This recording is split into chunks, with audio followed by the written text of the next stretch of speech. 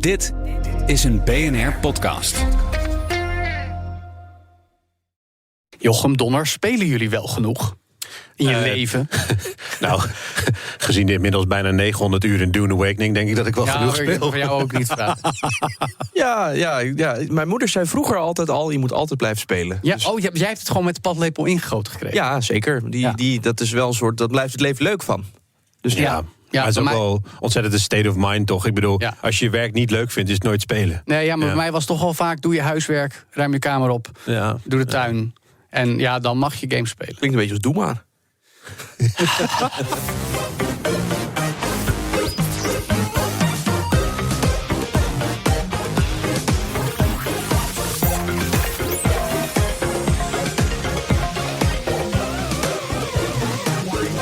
Goed dat je luistert naar deze aflevering van All in the Game. De podcast over videogames voor iedereen. Deel hem met je vrienden en andere bekenden, dat is fijn. Laat een review achter, want dan worden we beter gevonden op Spotify, Apple Podcasts en wat Dies meer zei. Echt, dat helpt ons. En mail ons op allinthegame@bnr.nl, want dat helpt ook om te weten wat jij van ons vindt. Vandaag heb ik in de studio Donner Bakker, Jochem Visser. en ik ben Joe van Burik. En vandaag gaat het over spelen. Want dat doen wij in games, in bordspellen, eigenlijk ook gewoon in deze studio. Meermaals per week. En daar luister jij dan weer naar. En blijkbaar vind je het nog leuk ook.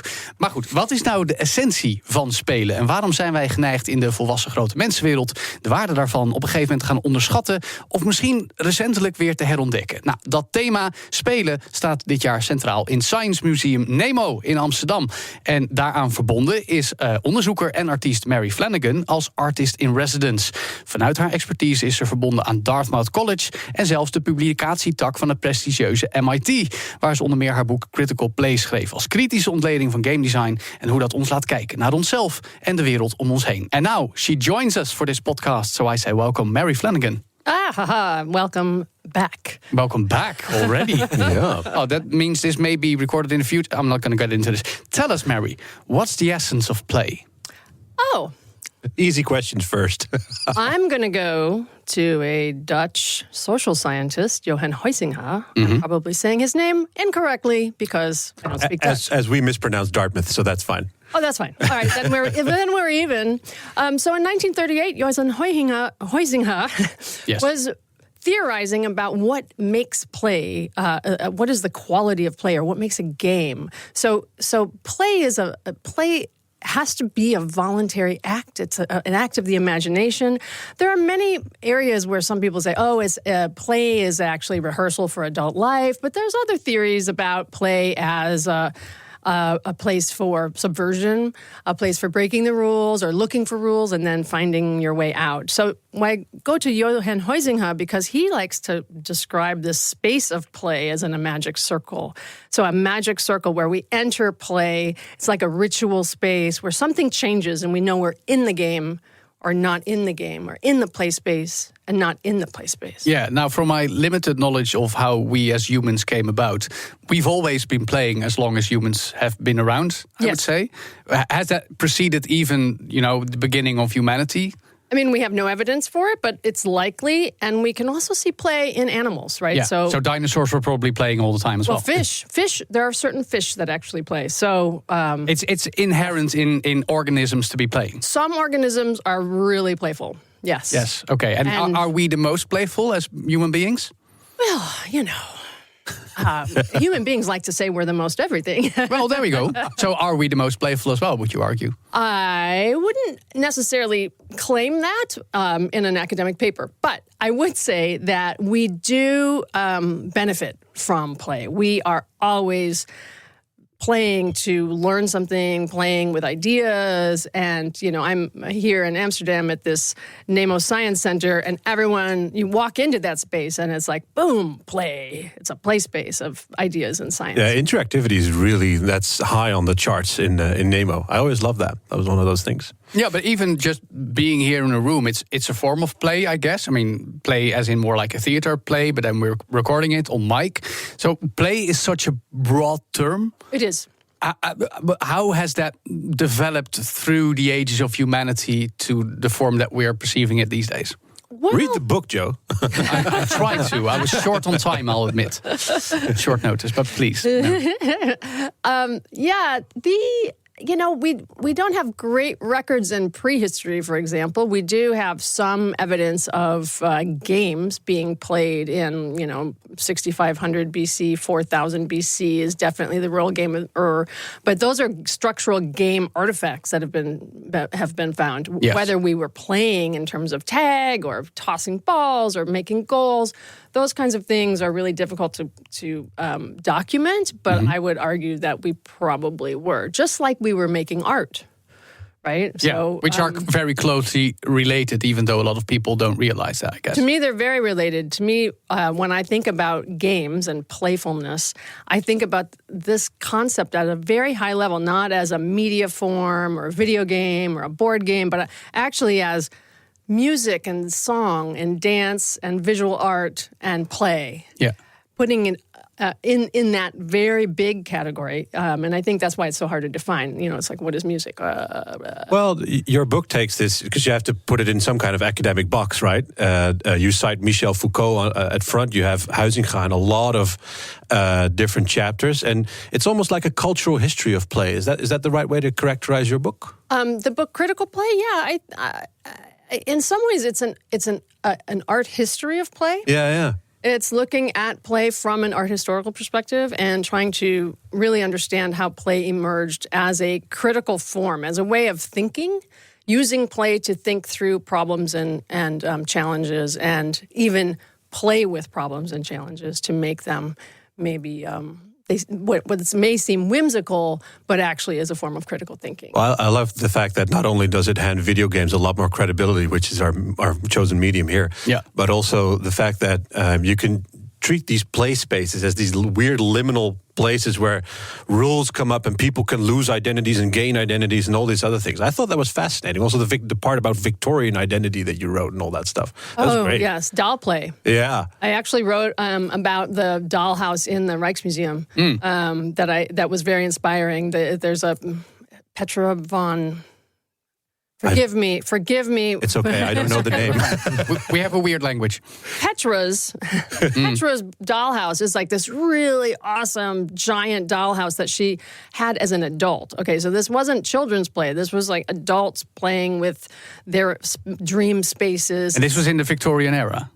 Yes, it was actually even slightly before, but that's a Dutch example. In the Victorian era, we have all kinds of doll play, including doll funerals. And then adults will be playing with these dolls? Depending on the cultural context, yes. Wow. Adults and children, right? So play has really been overlooked as this thing where it's like, women and children play, or play isn't serious, and even Plato dissed on play. When did this difference start to come about? Because I have a feeling, like millennia ago, we were all playing, and then at some point in modern developing society, this idea of play is for women and most notably children started to prevail. Right. Well, I would trace it back to the Greeks. At least that's what we know, because the Greeks were talking, like Plato often disses on play as it's a time waster, or it's gambling. It's really all Plato's fault.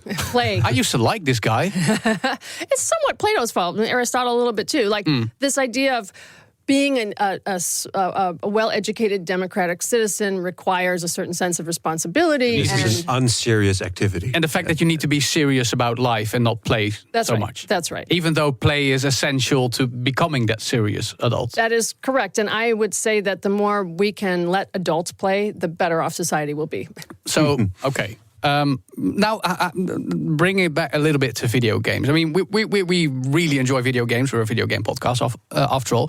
So I'd say we're also quite partial to Dungeons & Dragons, for instance. I find myself personally enjoying generic board games, if I dare call them like that, to enjoy less, much to the dismay of my wife. I like some sports, like motor racing, fencing. I don't like football or soccer. Would you say there's a distinct difference in forms of play and which elements resonate with them with any given person? How does, is there a way to trace how some people like certain forms of plays and others don't? When we in the beginning that is all a really like great play. question. It does beg to think about in psychology, like the big 8 or the big 5 psychological types, the personality types. I don't think that anyone has really parsed game genres and, parsed them out with different kinds of personality types specifically. But I would say that certainly there are these kind of uber genres like cooperative play versus competitive play. Yes. Like that is a team and singular. Those kinds of big picture elements of a game actually seem to do assign them, like certain people really are drawn to one or the other kind of thing. There's a lot of board gamers and digital gamers who really don't like cooperative play at all. Like, no, get your happy cooperation out of my gameplay. PvP, PvE debate. Exactly. Yeah. Going back to like competitive Doom on a landline. So it's hard to pinpoint that to a certain personality or even culture or era. It is really hard. It is really hard to parse that and to assign that. And I think that's okay because it means that we also change our tastes over time, right? So yeah. Well, in your book, you delineate all these all the functions that games and play can have as well, and they go from basically assuming other roles and having kids try out hierarchies, for example, to being very critical of society in some kind of way. And I thought, which are the general types that you find in the book, and which one do you like the best? Because you start off with, you can be critical of society with games and all that. Yes, well, I'm quite partial to that actually. Yeah, exactly. We all are, yeah. I'm quite partial to using a play space to really look at something from a new lens and just see something every day in a new way. And playing with it is a really interesting way to do that. So for me, that is a very strong part of my motivation to play, my motivations. But also playing for power is a very popular motivation. People like to feel powerful when they're playing a game. And we see this Somebody said Skyrim. Or even Catan, obviously. That's right. Big example. Build your empire, build your blank, 4X kind of space station squashing your neighbors thing. So that is something for like someone who's interested in political activism or someone who's interested in like cooperation or societal development. Kind of becomes a problematic model because we're like, if we are playing for power as a motivation, how do we look at society at large through that lens? Yeah. Are we just becoming really engulfed by capitalist ideas and being on we the top shouldn't be of the playing pyramid? Monopoly anymore. That's what you're saying. I play Monopoly with my 5-year-old son, and it may, theorizing, be contributing to his idea that may develop in 20, 30 years about I need to make all this money by buying all the houses on this block. Interesting that you bring up Monopoly. That's a question. Well, that's the disenjoyment of Monopoly is the message, right? I mean, yeah. Well, interestingly, Monopoly knows about monopolies and Dune Awakening. Monopoly was actually invented by a woman. Well, there we go. And it was invented in 1904, 1906 by Lizzie McGee, who invented it as a form of critical play to investigate tax, a new form of taxation, so that to explore the concept. Yes, to explore the concept and to also show. And it was originally called the Landlord's Game. Ooh. And it was patented, and it's you can go find the patents. It's really wonderful. And then she actually took it to try to get it published, and they're like, no, we don't want your critical game, lady.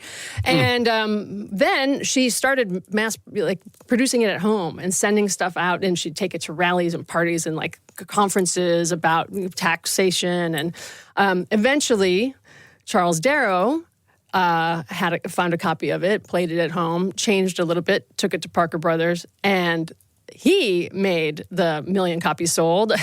This in the era of Standard Oil and the trusts and all that other stuff, yeah. Right. So yet another story of woman makes thing, man takes thing, and profits greatly from it. Yeah, I'm sad to hear that. Yes. Are there different examples of games, disregarding who explored and publish them, that have such an impact on the way we operate as humans or society functions? I mean, there's some really interesting games in the pro-social space.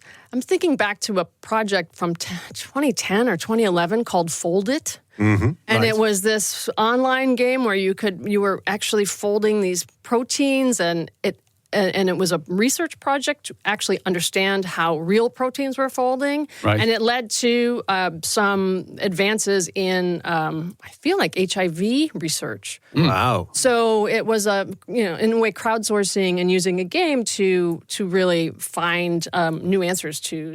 That's the stuff Demis Hassabis at DeepMind is thinking about nowadays. And this was Google's all AI put division. into Folded before all that. Yes. As a social collaboration. As a social collaboration, Yeah. yes, and social problem solving. That there are some other games that seem to really offer inclusivity. There are some games. There's a community called Games for Change in New York, and it's kind of international. But every year they have a festival of really unusual games that are trying to do something in the world. And I always find those, for me, the most interesting because there are games where there's no image.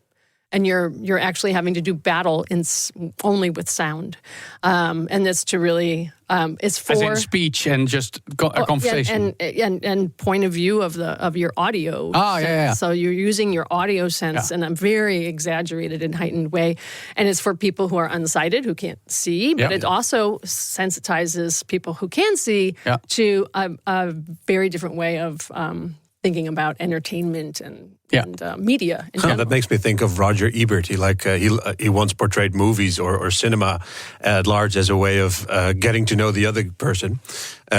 L'envers et les autres and all that stuff. But, video games can really serve like that as well. That's pretty cool. Yes, and there's so many games in the independent game space now that are really personal games. Games about, storytelling, about coming out, about... there's this one game, and it's called Unpacking. Have you ever played Unpacking? I know it's... Okay, for some people, it's a meditation. You actually learn about who you are as a character by unpacking your things and moving at different times in your life, right? Yeah. It gives me total anxiety. Yeah. Because I've moved too much. I'm like, if I see a box, I'm like, no. You can't play this for fun anymore. I can't play that game. No. I can imagine. I have a hard time getting the ethic in order, so I shouldn't play this because my wife will literally say, "Please do this in real life, not in a game." Right. So there's sometimes it's too close too soon. Yes. No, but for instance, I mean, if we're talking about the kind of game you're doing and your affinity, I mean, I've said on this podcast, I like playing games where I'm the hero because I've always been drawn to the idea of being the hero. Donner, you like superheroes. Yeah. You play superhero games. I do. That's probably in your veins. Yeah, I would say so. Yeah, the same argument as you make is that I like to feel the hero version of myself in that kind of game. So men. Yeah, I can escape in that like world it as well.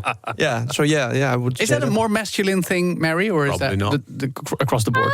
I don't think so. I think it's just a kind of one of the human needs, like Power fantasy. Yeah, power fantasy is one of the human needs, and it's one that we may or may not want to encourage. Yeah, I would say power could mean different things. Well, yes. Power, understanding a system and mastering, the weather would be very different than power in a, combat situation. For Yeah, but there's a superhero for mastering the weather, so there's a superhero for anything. Yeah, everyone can be a superhero. Yeah. But I would say though, I mean, if we look at the way we perceive games in modern society again, and the fact that we are so much focused on getting good grades, good jobs, buying a house, contribute to a society and economy, but then we as grown-ups fail to keep recognizing across the board how you get there. The actual process tends to be an afterthought. I guess this happens halfway through primary school when you're not allowed to play so much anymore and just study and get grades. How have we as humans gravitated more towards achieving rather than trying and doing and playing? That's a rather large question, Joe. Well, we've got someone here. We've got someone here to answer it. whatever she says. No. It fascinates me because I'm annoyed by this situation.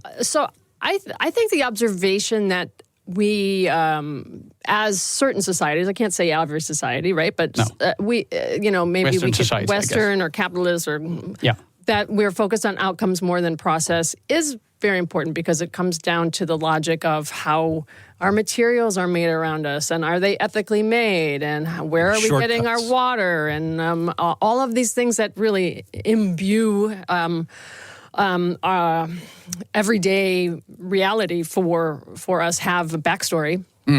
And understanding that as a designer kind of fills your head with a lot of backstories. But thinking about the outcome does kind of ruin a process. I'm just thinking of some of my college students who, I try to focus on the process, right, of making, but the outcome is it's so alluring. It's so, and I think it also has something to do with wanting an answer. Yeah. We want the answers. And the funniest part is the answer is there are no answers. No, it's about the journey, not the destination. That's right. What you get taught at some point, and you only start to realize it when you're past 30. Maybe not, Donner. Tell me otherwise. Yeah, I don't know. But I was wondering, are there people, or is there a point in life that stop playing somehow? Well, historically, adults have kind of stopped playing, but as we know from at least the U.S. data, the average age of a video gamer is 34 years old. And the largest group of growing gamers are people over 50. So in fact, people rediscover games, and people rediscover, and it also matters how we define a game, right. Because is a casual game on your phone a real game, or is it only AAA titles, or is it like, there are a lot of people playing Candy Crush. Yeah. No, we've even now. Yeah, there are a lot of people gambling on stock markets. Yeah. And gamification is a big topic on Robinhood, I wager. So yeah. Exactly. So where games begin and end is kind of a slippery definition box. But I would say that many people find relief and joy in play. Some people play to connect with others, right? Some people play to form communities. Some people find that they can't actually communicate with other people in real life and have to talk to each other through electronic devices, which is more and more kind of a prevalent issue, generationally speaking. The fact that some people prefer texting over just having a conversation face to face. It's. I think we've all kind of evolved we're all evolving with our devices and with our everyday practices. Right? Yeah. We walking around and talking is a muscle. Ice breaking. Oh, Joe.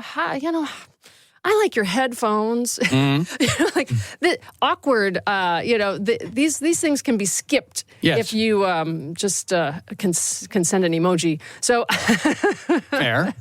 But what does that say about how we're developing in our human interaction in that sense? Because I now that you mention this, I realize I was doing theater as a pastime in primary and secondary school, and it probably helped me to get more comfortable in social interactions face to face. Whereas I don't mind texting, but I prefer having a conversation. And then seeing, especially younger generations, generally having a harder time doing that. It's like we should send them to do more theater in their younger ages. Actually, my next book that's coming out next year with MIT Press is Pre-order now.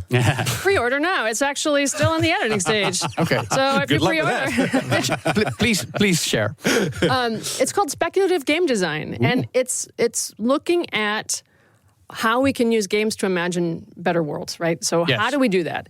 And we've interviewed a lot of different people. I'm working with my co-author, Laurel Carney, on this book. And it has emerged from our years of research on this topic about how we can design possible worlds that aren't necessarily apocalyptic and make new systems of capital or exchange or other things. And is that embodied cognition, embodied knowledge seems to be a recurring theme about transformation. That personal transformation has to come before societal transformation. Yes.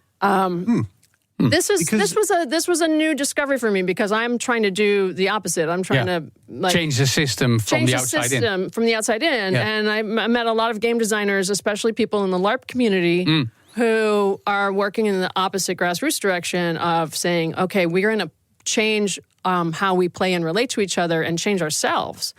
And that changes the world around us. I have a couple of questions about this because, first of all, societally engaged games, you often get to like BioShock or Fallout. You already described the apocalyptic games, and they serve like warnings mostly. They say, if you read too much Ayn Rand, this is what you get underwater, and everything goes to capitalist hell. Yeah, basically. If you let the nukes happen, Fallout will be the reality. And be ye warned, humanity. But you are now describing a much more positive way of warning people and teaching people different ways of dealing with these playing fields of power and humanity and economics and all that stuff. Yeah, not a warning at all. It really imagining something new, we have incentivizing to think about it. Right, we have to invent something new. Yes. Just like chess reflected a certain kind of power structure when it was invented, we have to make a new chess. Right. Ooh, that's a good tall order. Well, I mean, you're asking me about the meaning of life, Joe. We try. We're just trying to figure it all out here. Well, another thing that's interesting there is that it's you also mentioned that has to go through personal transformation first. So you that makes me think of, I don't know, certain RPGs or Planescape Torments where you ask what can change the nature of a man, and et cetera, et cetera. And they never said woman, by the way.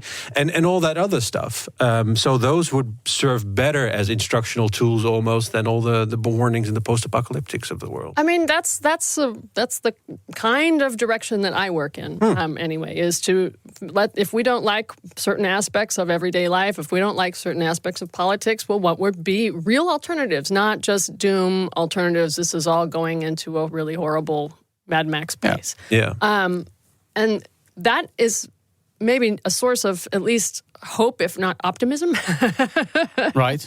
And for me, I'm a maker. I design things. I make things. So if I'm going to make things, I want to make something that is imagining a better situation. So in my board game design and in my digital game design, I don't make war games and stuff like this. I try to invent new mechanics, and I try to put people into scenarios like surrealist dinner party where you can like compliment or insult your neighbor at the party, and you win points, and you have to take food from the tray before your neighbor does, or you can sabotage them. But but a dinner party is a very different.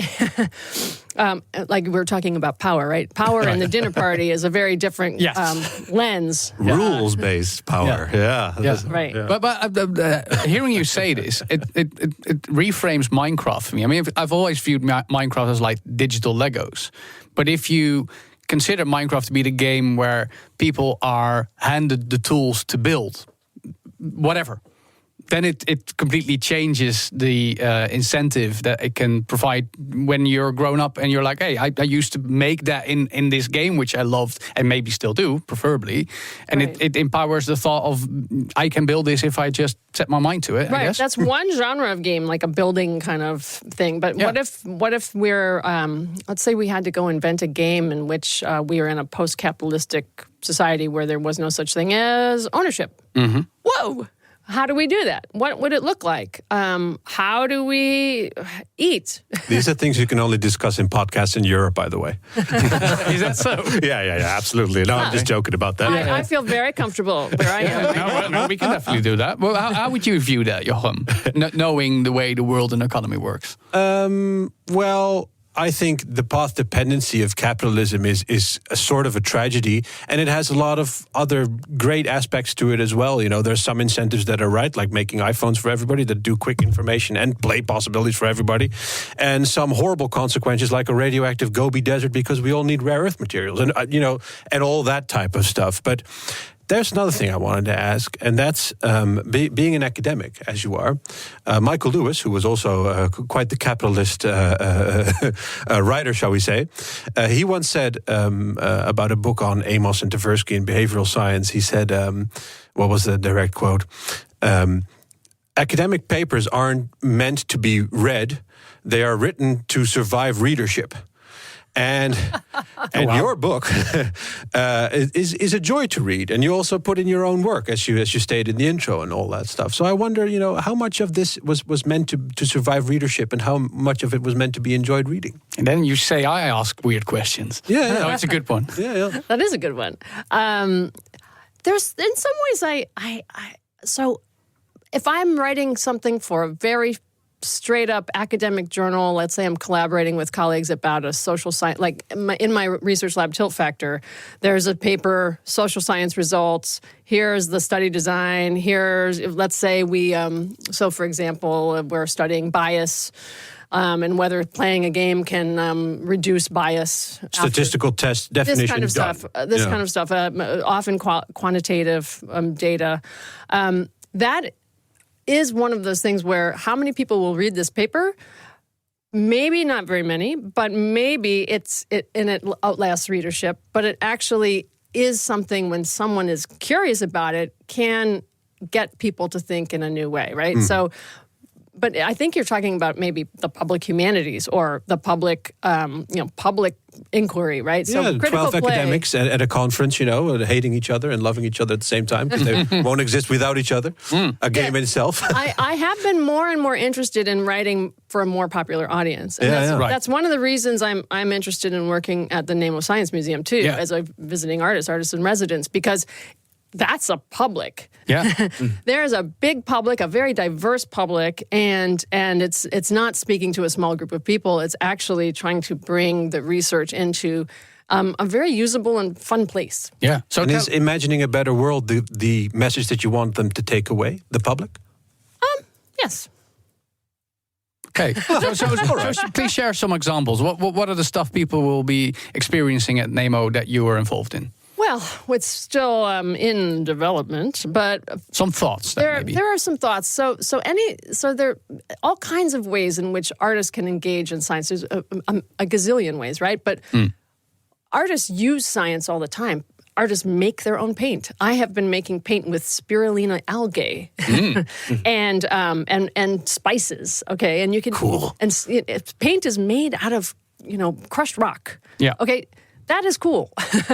Yes, it is. So thinking about artist materials all the way to thinking about machines that are used in art, 3D printing, plotters, drawing machines, all kinds of these things. I'm very interested. I use a drawing machine a lot, a pen plotter, to translate digital into analog and go back and forth between analog and digital. Yeah. All the way to things like, can we make a game that explores how I see from your perspective? Yeah.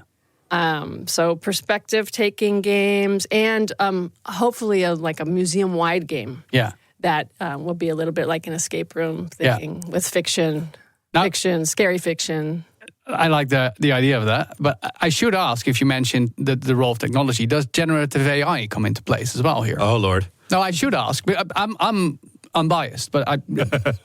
I don't know your bias. Does that have a role in certain experiences? I am not designing for that experience with generative AI, but I do think there is yet. Yes. But I have made my own AIs. I made a feminist AI that only learned to see on the work of women artists. Right. So she's an intentionally biased AI and only produces work from her brain that is, biased, and it's a commentary on all the things. Yeah, but cool. Cool. Yeah. Yeah, thank you. But so I engage in AI questions. I think for me, we do need to have a place where we can play with limits and ask what's okay, what's not okay, what's ethical. This is my point. What's not ethical, and also what's alive. Yeah. In the NEMO Museum, there is a display, and it's what is alive, what is life, and it's like, is coral alive? Is this coral? Is this petrified rock? And so it asks these questions. And in one of the windows, there is code.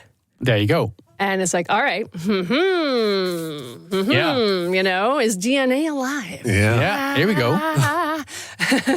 But it's a similar concept after all. So that's right. So I do think we need to have conversations on that level, and we need to, maybe role play, try it on. All right, it's alive. Let's work that. Let's work it out. Yeah. How are we gonna have this dinner party? But I mean, it is a phenomenon. It is the hype, if you will. It is something that can be explored in a playful way rather than completely ignore it. This is why I was adamant in bringing it up. Yeah. It's a way of people to explore any given phenomenon. Yeah, and speaking of that, you mentioned ethics, Joe, and we cannot let you go without asking about the ethics of The Sims. Oh, yes. Because you One of the researched key all points. that stuff, and I just want to hear a little bit about how you approached that and what you found out about The Sims and ethics. Oh, The Sims. Yes, there is a book out there in Italian. Oh, dear Lord. With my co-author, Matteo Battanti.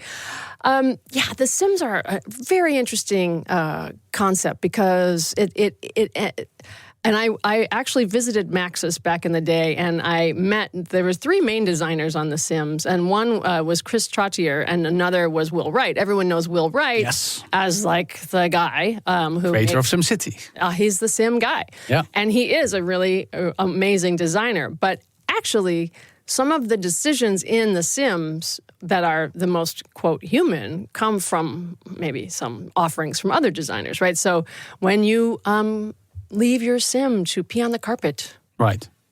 That is when the Sim breaks the fourth wall and yells at you. When you can put the Sim little character in the swimming pool or start fires or do these kinds of things. Yes. The letter, yeah. Yes. That I should add.